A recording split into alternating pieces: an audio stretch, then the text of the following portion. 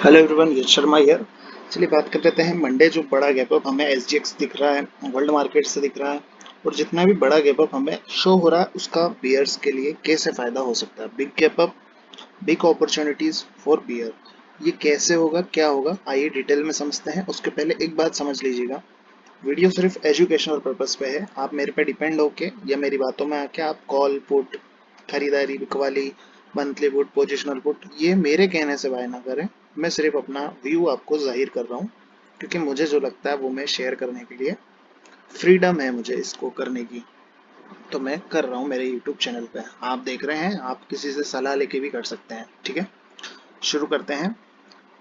Positional option buyers के लिए यहाँ पे एक फायदे का सौदा आ सकता है। क्यों? क्योंकि एफ आईज और डी आईज इनसाइडर्स जितने भी हैं ऑपरेटर्स, इन्हें ये क्लियर है कि रिटेलर अब स्मार्ट हो चुका है। रिटेलर को लगभग ये मालूम था कि इस एरिया में आते ही मार्केट को बेचना है। तो इन्होंने क्या करा कि मार्केट को नीचे तो नहीं लाया, मार्केट ने इसको इसी जगह पे रोक के रख दिया। ठीक है, अब जिन बेचारे रिटेलर्स ने यहाँ पे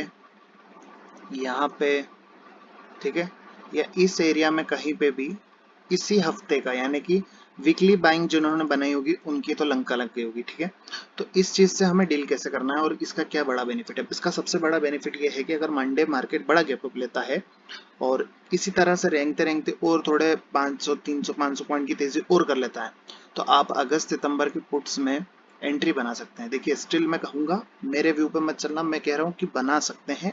बनाना नहीं बनाना आपकी चॉइस है। मैंने बनाई है, मैं बनाऊंगा और आगे भी बनाता रहूंगा, ये मैं बता रहा हूँ। ठीक है, तो आगे आप मान लीजिए कि अगर बैंक निफ्टी में लगभग 4400 तक की स्पेस और है, अगर ये रोते गाते चढ़ भी जाता है तो ठीक है, क्योंकि यहाँ पे मार्केट काफी दिन से कंसोलिडेशन कर रहा था इस रेंज पे। ठीक है, ये इसका लोअर एरिया है। ठीक है, बैंक निफ्टी का इस लोअर एरिया से इसने कई बार अपने आप को प्रोटेक्ट किया है। नीचे जाता है बाइंग आ जाती है, लेकिन इस एरिया में जब भी आता है तो सेलिंग आ जाती है। ठीक है, ये एरिया में मार्केट सेलिंग लेता है और नीचे के एरिया में बाइंग लेता है। तो जितनी बड़ी रेंज उतना बड़ा ब्रेकआउट आपको यहाँ से दिखने को मिल सकता है। इस हिसाब से मैंने आपसे कहा है कि आपको मार्केट एक बार को 44,800 तक आती हुई दिख सकती है आने वाले दिन में। ठीक है, एग्जैक्ट 44,890 के आसपास का हाई है। ठीक है, तो यहाँ तक आपको मार्केट जाती हुई दिख सकती है। अब आप क्या कर सकते हैं, वीकली में तो आप बाय करें सीई, यानी कि आप इंट्राडे के हिसाब से सीई बाय कर सकते हैं।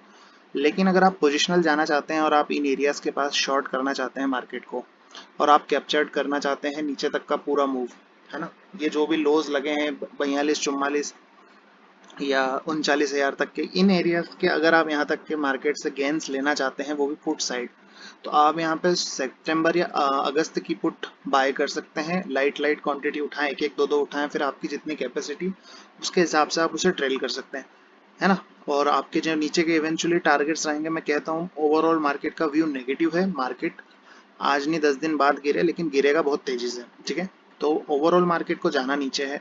लेकिन जब रिटेलर इतना स्मार्ट हो चुका है, उसे हर चीज क्लियर है। आज हमारे जैसे कई लोग हैं जो यहाँ पे आके पहले से एडवांस में बता देते हैं कि ऐसा नहीं वैसा होगा, यहाँ पे नहीं, यहाँ पे शॉर्ट करना है। तो जब ये चीजों F I S D I S को भी पता चलती है, तो वो लोग रिटेलर और आम आदमी को उलझाने का पूरा पूरा काम करते हैं। ठीक है, तो वही उन्होंने किया। अब यहाँ से मार्केट चाहती तो उसके पास कई रीजन थे, एक बार में ही नीचे आ जाती, लेकिन क्या सबको मालूम है कि यहाँ से गिरेगी, तो इन्होंने क्या करा, यहाँ पे एक फ्लैग एंड पोल फॉर्मेशन को स्टार्ट कर दिया। ये देखो, अगर आप ठीक से देख पा रहे हो, तो ये एक फ्लैग एंड पोल फॉर्मेशन को यहाँ पे स्टार्ट कर दिया। अगर इसका कल मंडे जैसा गैप अप हमें दिख रहा है, तो ब्रेकआउट आने के बाद ये और ऊपर इस तरह से जा सकती है। लेकिन मैं ये नहीं कह रहा गैप अप पे आप सी बाय करो, मैं कह रहा हूँ गैप अप पे आप मार्केट थोड़ा और ऊपर मिले आप ट्राई कर सकते हैं मंथली ऑप्शन। इंट्राडे के लिए आप, मैंने जैसा कहा कि आप छोटे मोटे पुट्स बाय कॉल बाय कर सकते हैं इंट्राडे के लिए, खेलने के लिए। और अगर आप कोशिश करें तो अगले हफ्ते के बाय करें, सेम वीक के ना करें। अगर आपको सेफ्टी चाहिए अगले हफ्ते के कॉल बाय करें। ठीक है, लेकिन अगर बड़ा शॉर्ट जाना है, पोजिशनल जाना है, व्यू पोजिशनल नेगेटिव है आपका भी, तो आप अगस्त सितंबर के पुट में जा सकते हैं। अब सबसे बड़ी बात कि मंडे बड़े गैप अप पे हमें क्या करना रहेगा। मंडे बड़े गैप अप पे हमें मार्केट को वेट करना पड़ेगा कि मार्केट सबसे पहले इस एरिया को डिफेंड कर पाए।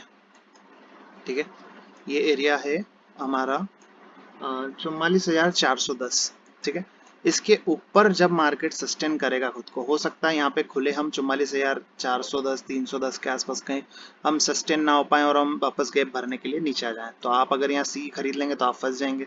तो सबसे पहले आपको करना होगा वेट कि मार्केट क्या कर रहा है। अगर मार्केट यहाँ पे गैप अप लेता है और सेलिंग कुछ इस तरह से आती है, हल्के हल्के, है ना, फ्लैग एंड पॉल पैटर्न के हिसाब से, तो आपको सेकेंड हाफ में एक ब्रेकआउट दिखेगा, ठीक है।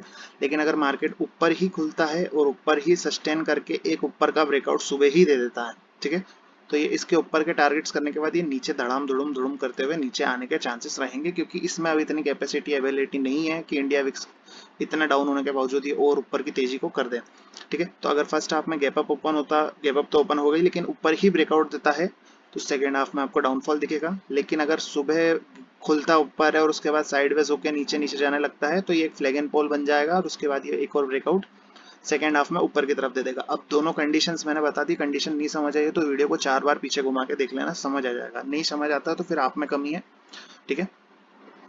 और दूसरी बात, यहाँ पे अगर इस तरह से मार्केट ओपन होता और यदि मार्केट ओपन हो और इस तरह का कोई रेड कैंडल प्रेजेंट कर दे, तो फिर आप इसी के हाई को लगा के आप गैप जहां तक बची हुई है यहाँ तक अगले सपोर्ट्स तक का टारगेट ले सकते हैं। अब ये डिपेंड करेगा गैप अप कितना बड़ा हो रहा है और बैंक निफ्टी क्या बिहेवियर उस पर अपना दिखाता है।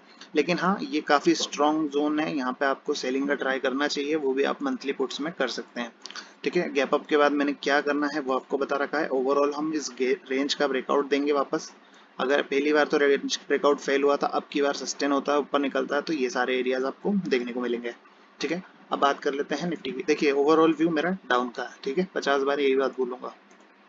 लेकिन इंट्राडे और इन सब चीज़ों से बचने के लिए, क्योंकि रिटेलर को ट्रैप करने के लिए वो ये सारी चीज़ें करेंगे। अगर मार्केट गिरना चाहता तो फिर ये ऐसे नीचे आ सकता था, बट स्टिल इन्होंने होल्ड किया। निफ्टी के पास ये काफ़ी इंपॉर्टेंट सपोर्ट है 17,480, जैसा कि मैंने पिछले वीडियो में बताया। इसके नीचे नहीं जा रहा है ये, यानी कि इसके बिहेवियर से समझ आ रहा है, प्राइस बिहेवियर से, कि यहाँ से एक ब्रेकआउट देने को रेडी है, ठीक है।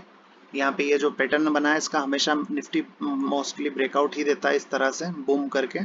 तो निफ्टी के पास जो अपसाइड की जगह बच रही है वो 17,800 तक की, सॉरी 18,800 तक, 18,900 तक के एरियाज की बन रही है। लेकिन मैंने ये कहीं भी नहीं कहा मंडे गैप अप हो तो आप बाय करें और 18,800-900 के लेवल्स प्ले करने जाएं, मैंने ये कहीं नहीं कहा। मेरा ये कहने का मतलब है कि हाँ, एक दो दिन और मार्केट ऊपर टंगा रह सकता है, हफ्ते भर टंगा रह सकता है, जितना चाहे वो टंगा रह सकता है।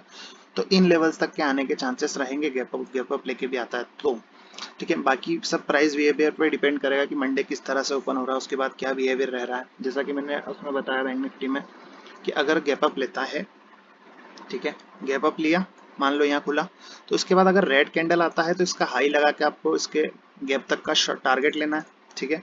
अगर गैप अप होने के बाद ये हल्के हल्के से साइडवेज जाके इस तरह की सेलिंग दिखाता है, तो ये एक सेलिंग नहीं होगी, ये साइडवेज के बाद एक ब्रेकआउट की तैयारी रहेगी। ये एक फ्लैग एंड पोल पैटर्न बन जाएगा और उसके बाद एक ब्रेकआउट फिर दे देगा, ठीक है। लेकिन अगर गैप अप खुलता है, ऊपर ही टंगा रहता है, इस तरह साइडवेज जाता है और फिर ऊपर ब्रेकआउट देता है, तो सेकेंड हाफ में गिरावट दिखेगी, ठीक है। तो दो तीन कंडीशंस बताई हैं, सबको अच्छे से सुनना समझना, आधा देखोगे तो आधा समझोगे और उसका आधा काम करोगे तो लॉस पूरा पूरा करोगे, ठीक है। तो सारी चीज़ों को समझना कि कहना क्या चाहा, ठीक है। अगर आपको इंट्राडे में बाइंग करना है तो जब तक 17,480 सपोर्ट बना हुआ है तब तक आप बाय कर सकते हैं। अपसाइड के टारगेट्स आप ले सकते हैं।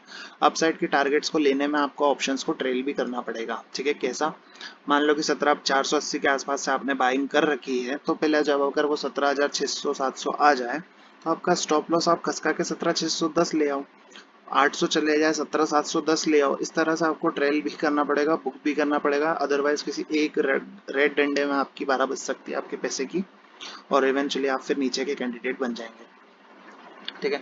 वन डे के टाइम फ्रेम पे यहाँ पे अगर मैं आपको दिखाऊं तो निफ्टी इन लेवल्स को कल ब्रेक कर सकता है 17,650 के, और अनफॉर्चुनेटली निफ्टी यहाँ तक आने का कैंडिडेट रहेगा 18,800 तक यहाँ तक आने का कैंडिडेट रहेगा। यहाँ पे मैंने बताया कि 18,600 के लेवल्स ब्रेक हो सकते हैं और 18,800-900 तक के लेवल्स इस हफ्ते में भी दिख सकते हैं और अगर 1 से 2 दिन में भी दिख सकते हैं। मंडे गैप अप सस्टेन करता है, सस्टेन होने के बाद अपसाइड के मूव फॉलो होते हैं, फॉलो थ्रू आता है, हम बेशक और ऊपर को निकल जाएंगे।